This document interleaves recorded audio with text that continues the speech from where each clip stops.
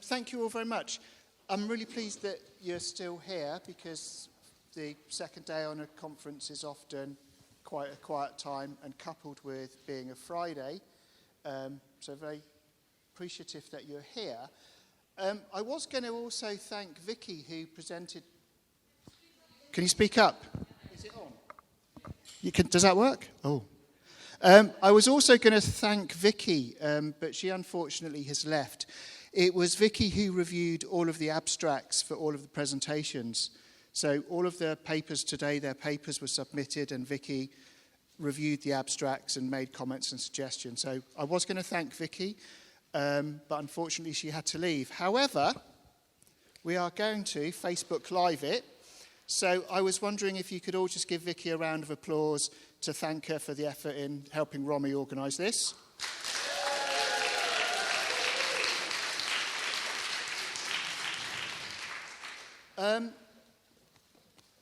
Sorry if I dropped that. And of course to thank Romy. And is Miriam still here? Or has Miriam left as well? So my example of people leaving before the end. I first got introduced to positive psychology through Miriam. I did a positive psychology workshop that she was facilitating. And she introduced me to Vicky because we were both clinical psychologists. Romy and I got in touch about hosting an event. So we did our very first conference in London. And this is our second. And I believe the third one is being planned in...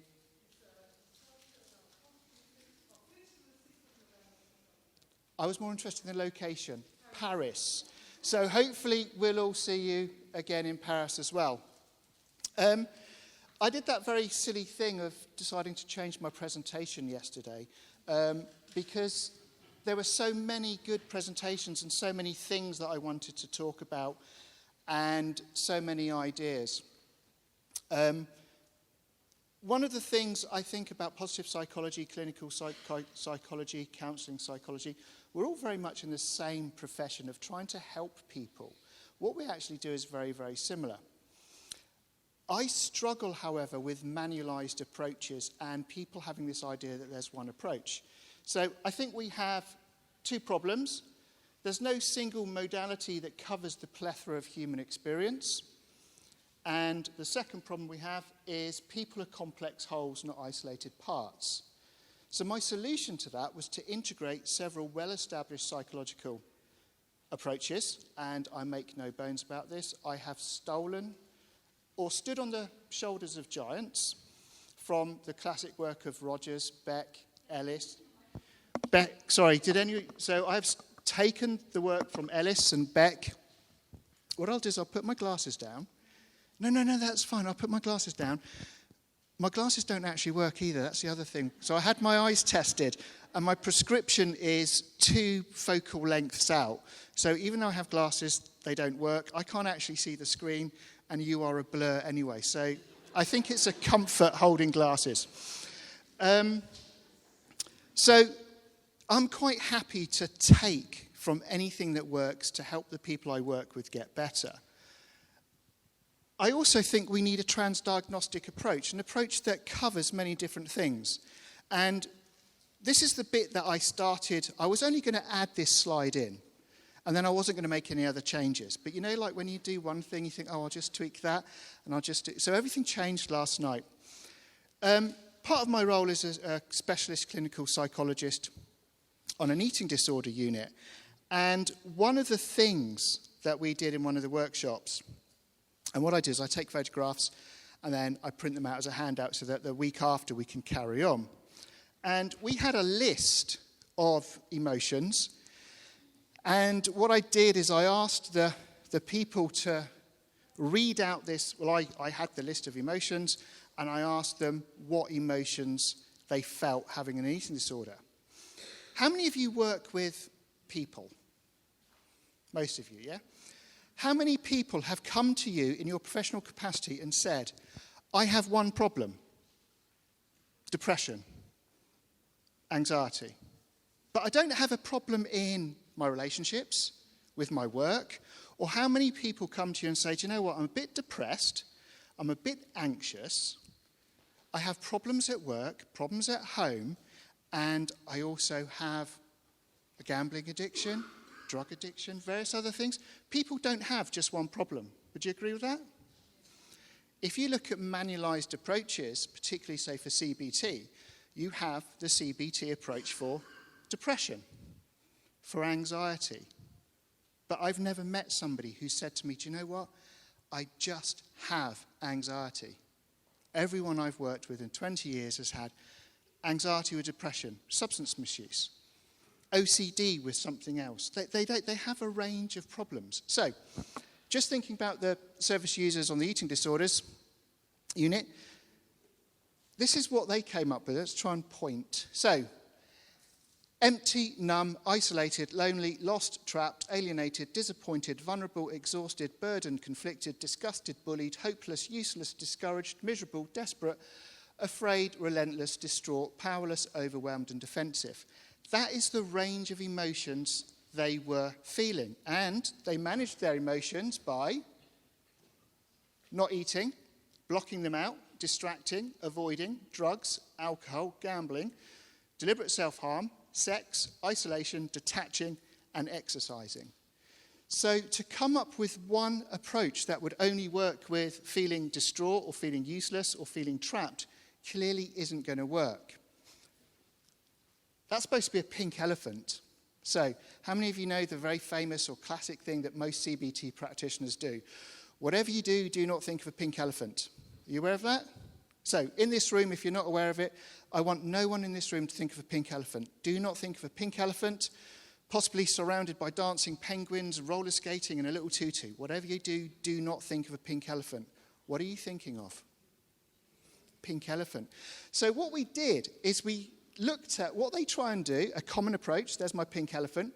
So desperate, afraid, miserable, discouraged, restless, useless, distraught, hopeless, powerless, bullied, overwhelmed, distraught. I don't want to think about that. So what I'm going to do is I'm going to push them down. And a previous presenter talked about when you try and block out one emotion, you block out emotions. Emotions aren't on a light switch where you can go, right, I'll turn off the ones at the front, I'll turn on the ones in the middle, but I'll keep the ones at the back. If you turn off an emotion, you turn them all off. One of the things we know about eating disorders is if you stop eating and you reduce your calorie intake, your amygdala shrinks. So the part of your brain that deals with emotions shrinks. Means you don't feel emotions. What sort of life do you lead if you don't feel emotions? So you feel empty, trapped, numb, lost. Just like that pink elephant, it goes bubble, bubble, bubble, bubble, bubble, and it goes pop, and it explodes. So what you have here is on this right-hand column here, desperate, miserable, afraid, discouraged, restless. There's my very badly drawn boom, and that's my explosion. Then you push it down there to feeling nothing, empty, and numb. But very occasionally, you can get the balance between emotions and logic.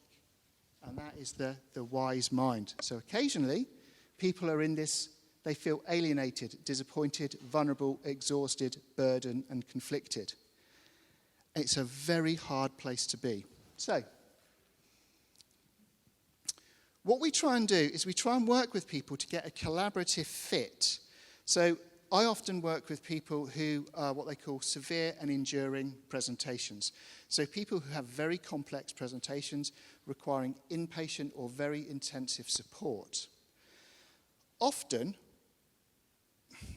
psychologists or clinical psychologists have this reputation. I don't believe it, but we have a reputation for clinical psychology that what we try and do is take away or make the unpleasant better, and we ignore the positives. And that was one of Seligman's arguments about positive psychology. I don't agree with that, and I think if you look back at the early work of Rogers talked about counselling and therapy, not just taking people from being subnormal, I don't think a particularly great word, but he also then talked about once you get people to feeling okay, what we should be doing as psychologists is taking them to supra-normal, so getting them to reach their potential. So this idea of clinical psychology, counselling psychology, and positive psychology, in my opinion, is a bit of a false dichotomy. So what we do is we get the fit between you and your difficulty, the skills that make sense to you, and we apply a top-down, bottom-up approach. So, what this looks like, all of us have got past experiences. Those past experiences influence how we interpret the here and now. They also interpret how we make predictions about the future. That then often leads us to feeling emotions. Those emotions drive us to action, have thoughts, body sensations, and that often spins around. So, at the bottom we have the area of intervention. The part moves from the foreground and is the focus of current attention. So what Fritz Perls talks about in his Gestalt therapy is that we are a figure and ground. So all of these parts of me, as Pat, father, partner, clinical psychologist, positive psychologist, anxious, neurotic, all of these things I've got, sometimes one part of it comes to the foreground and is more important, and it goes back. So yesterday we had a talk about the synchronicity between the service user or the coach and the coachee. This idea that actually there's a bit of a dance between your client and you as an individual, and your job as a therapist or a coach is to be able to follow that dance, and what the person brings up is what's focused on. It then goes back into the goes back into the background, and then something else comes up into the foreground. Does that make sense? Okay, so how many of you have heard this thing where you see somebody, hopefully none of you do this, but we all do it at times. There's somebody who may be drunk. There may be somebody who's homeless. And you'll hear somebody say, it's their choice. Have you ever heard that?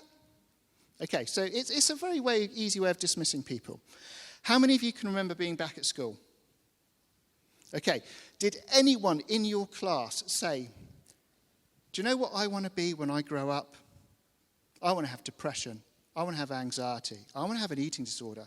I want to have PTSD. I'd like to be homeless. I'd like a gambling addiction. I do not believe human beings make that choice. And I will not ever believe that human beings make that choice. I believe that they do those things because they have what we call a Hobson's choice. So this might be a bit of a cultural thing. Anyone who know what do you know what a Hobson's choice is? So, in England in the 17th, 16th century, when we had coach and horses, there was a famous innkeeper, and when you went to get a new horse, he would say, you can have any horse you like, as long as it's the one by the door. A bit like Henry Ford, you can have any car you want as long as it's black.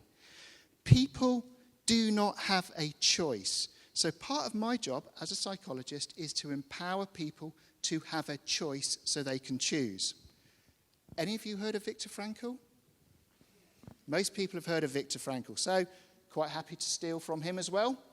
The last of our human freedoms, to choose one attitude and given set of circumstances, to choose one's own way, and there are always choices to make. So I believe that people have mental health difficulties because they do not have choice, or they do not believe they have choice.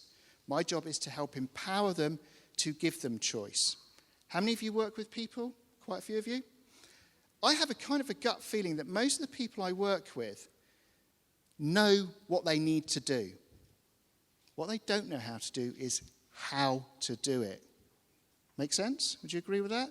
My job is to help people work out how to do it and how to make a healthy choice. We also have something in the UK called capacity. So one of the things in mental health, people also have the right to do things which are unhelpful and we may not agree with. As long as they have capacity, they have that right to choose. So my job isn't to say what's good, what's bad, what's positive, what's negative, what's right or wrong. My choice is to empower you to make a decision that is right for you. Make sense? Okay, so what we hopefully do is empower. So encourage people that change is within their autonomy. Make change as easy as possible.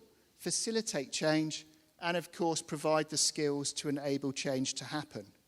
Our actions and reactions are a conduit between our internal and external world. So the only way you know what I'm feeling, apart from if I tell you, is by the actions and the things I do. My internal world is mine. Unless I choose to share it with you, the only way you can work it out is through my actions. So hopefully, we talk about Maria roars to brim with serenity. So I think when people have mindful awareness, reflection and insight, they have understanding. But just having understanding and insight doesn't produce change unless you do what? Act. And if you're an emotional mind and you have no awareness, no reflection, no insight, you act in an unwise way. How many of you know people, or yourself, I'll include myself, who have done things which at the time seemed very sensible, seemed very logical, and the next day you have said, kind of wish I hadn't done that. It wasn't the most sensible thing. So all of us do actions without awareness, insight, and can be quite unhelpful. We then need to take responsibility for our actions. We need to have optimism. We need to be adaptable. And we have to have self-respect. And by that I mean respect for ourselves and respect for others and focus on our strength. And that is how we roar. To brim, we need to be aware of breathing techniques. So a very simple one, a short breath in and a longer, slower breath out. We need to be aware of relaxation techniques. We need to be aware of imagery techniques and guided imagery, and we need to be aware of mindfulness. We also need to self-soothe, so to be able to soothe and calm our mind and our body. That is how we brim with serenity.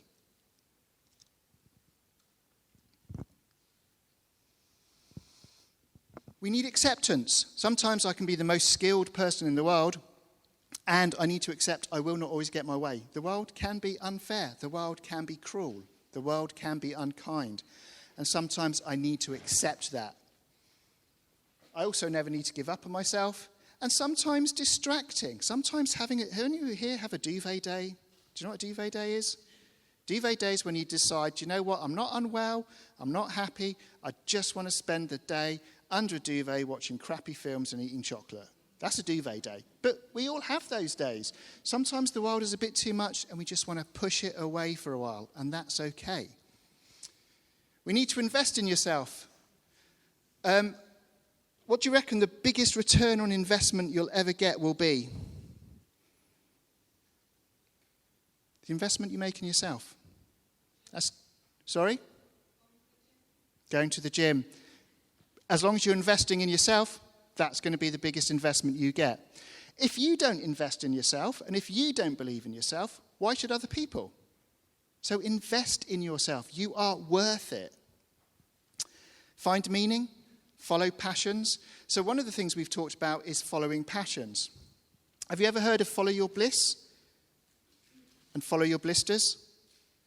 So it was a very big thing in the States about following your bliss. And people thought, that just means I can do everything I enjoy. And the bloke who wrote, I want to say Turnbull, but I'm not sure. I've forgotten his name. And he kind of says, with hindsight, he wished he had said, follow your blisters. How many of you have worked for something and achieved it? How many of you have got something quite easily and it was like, yeah, what means more to you? The stuff that you worked for or the stuff that just fell in your lap? When we work for something, when we get blisters, we have a sense of meaning, purpose, and achievement. We need to be resilient. Sometimes we get knocked over, so we need to get back up. We need to be open to experiences and actively engage. So that's how we improve. We also need to have a realistic, achievable, ideal self. My example for that is, I would like to be a ballet dancer.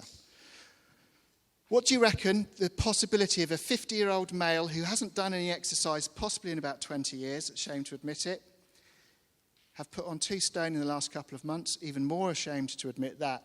I've never done a day's exercise ballet-wise in my life.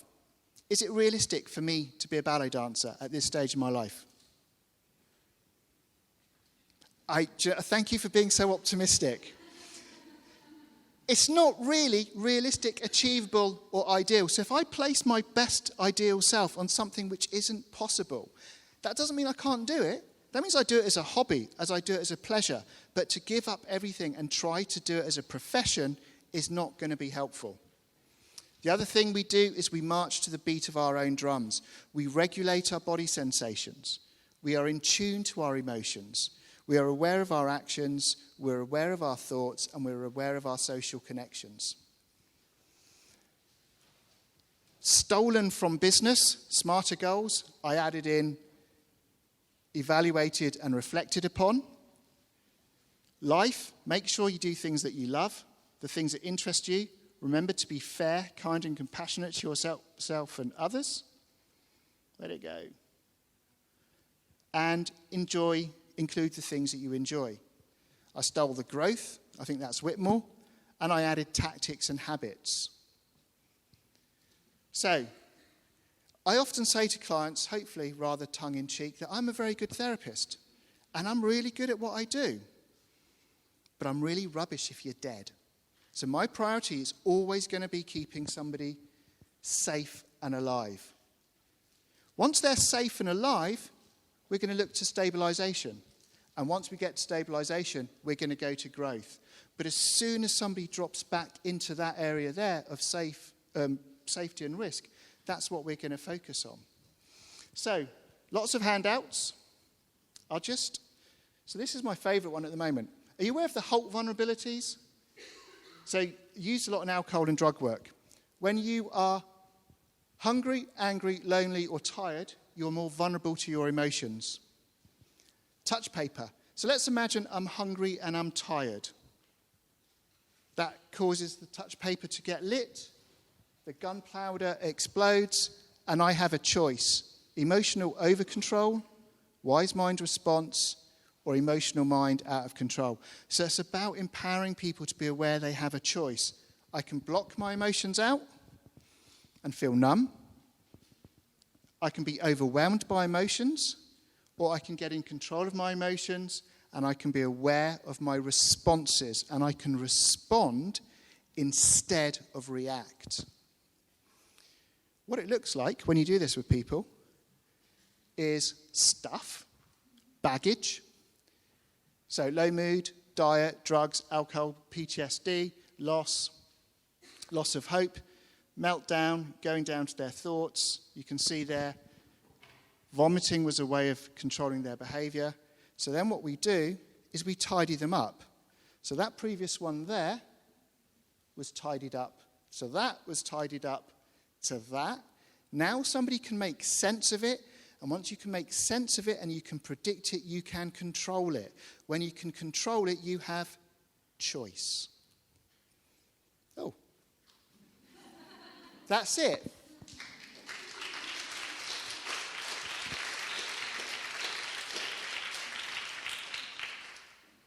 Sorry, I wasn't expecting the last one. I kept expecting somebody to tell me I'd run out of time. Did I run?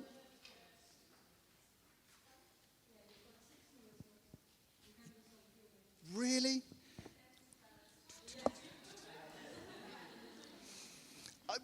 Did that make sense to people? Was there anything? I feel I kind of rushed through it, that awful thing of changing a presentation after listening to everyone else's talks yesterday and thinking, oh God, mine's rubbish. So, did that make sense? Any questions?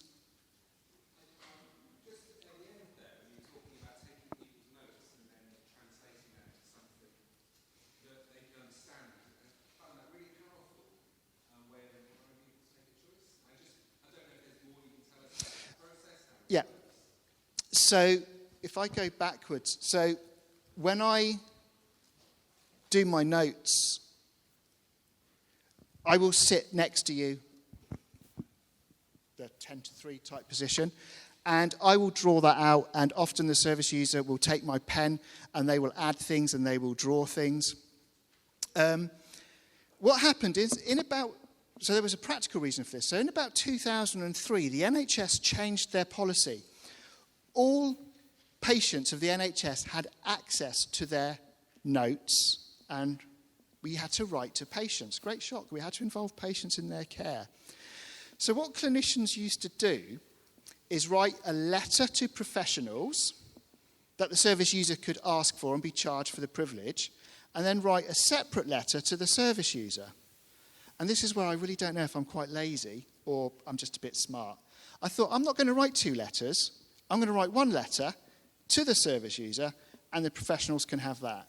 Because I work for the service user, not the professionals. Does that make sense?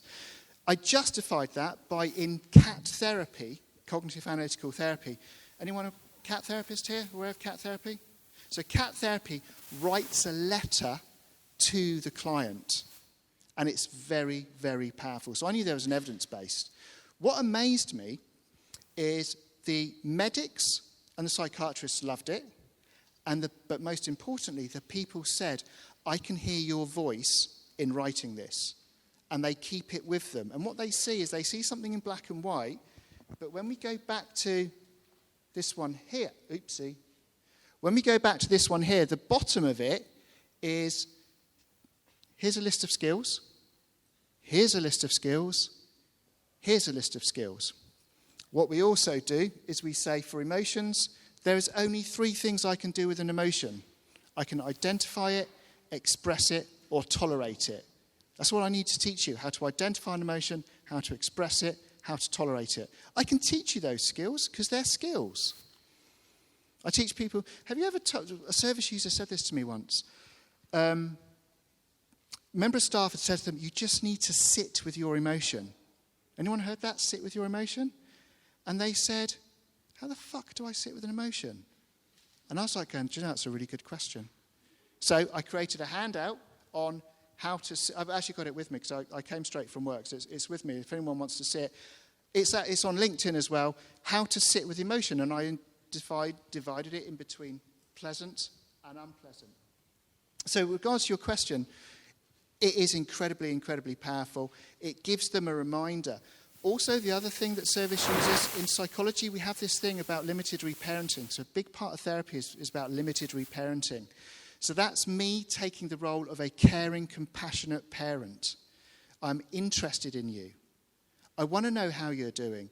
And what people found really, and I didn't think about it because I'm kind of just doing my job. But I took the time to write them a letter. I took the time to get to know them. I took the time to personalize it. So sometimes in these letters we talk about, last service user, The Walking Dead.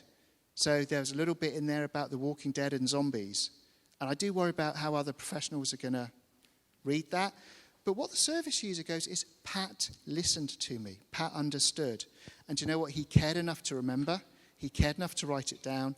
And he cared enough to give it to me and tell me how I can do something. That's where I stop. I have no desire to tell you how to live your life. I want to empower you to make a choice. Indeed, you shouldn't have said 6 minutes. Right. Any of you aware of DBT? So, wise mind, intellectual mind, wise mind, emotional mind, yeah? So that goes back to what we were doing in that very first one there. This here was emotional mind. The emotions are overwhelming. This here was intellectual mind. I'd blocked the emotions out, and that was wise mind. How many of you have done really dumb, stupid things when your emotions have been in charge? I have never met anyone in my life, and I'll include myself, who has done something harmful or stupid when they are in wise mind, because I do not believe it's in human beings' nature. I actually think we're pretty decent people. However, we are capable of genocide, murder, rape, destruction. Actually, let's go back to what the young lady, was it Natalie, who spoke about the eco beforehand? Your psychopath thing. So if I'm going to destroy the environment, what do I want to do? Do I want to think about polar bears being homeless? Polar bears homeless? No, I don't want to think about that. So what am I going to do? I'm going to numb my emotions.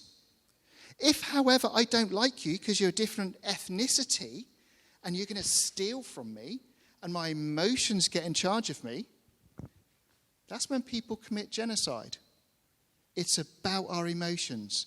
We are capable of the most amazing things. The Sistine Chapel, the Eiffel Tower, because we're going to Paris. who's Leonardo da Vinci? It's his 500th anniversary, isn't it, in Paris? We're capable of amazing, we can do open heart surgery. We can get a man on the moon. We can also murder, rape, kill, destroy each other and our planet. And that's the strange thing about that is the strange thing about human beings. We are capable of the most amazing acts of kindness and compassion, and we are capable of the most horrendous acts of cruelty. And that is what makes us human. Sorry, I noticed your hand, and I will stop after this question, I promise. Thank you. I want to just step into what you're just saying. For me, I have this question. For me, it's more taking responsibility for your choices instead of let life make choices for you. So I kind of disagree with the fact or the saying that you say, like, you don't have a choice in some things. You have to take the responsibility for your choices. Sorry, if I said, I think we agree. I may have misunderstood. I may have misexplained myself. We always have a choice. We have a choice in how we respond and how we. So one of the things Viktor Frankl taught. Viktor Frankl. I kind of use him as a bit of a moral compass. Maybe not the best one, but I think if somebody can choose how they respond in Auschwitz, I can choose how I respond when I'm in a traffic jam. I can choose how I respond when I get bad service at the shops. I can choose how I respond. So it is my responsibility. Are we saying the same thing? Yeah, exactly. Yeah, thank you. Viktor Frankl, one of the things he says, and I'll end on this, I promise, is life gives us the bricks. The universe gives us the bricks. It is our choice if we build a castle or a prison. And that's our choice. Rather ironically, I think castles used to be prisons, so I'm not sure that metaphor works. But as a general I always have to point that out because I'm really worried that someone's going to go, you do know that castles used to be prisons. But does that make sense? We're in agreement, yeah? Thank you.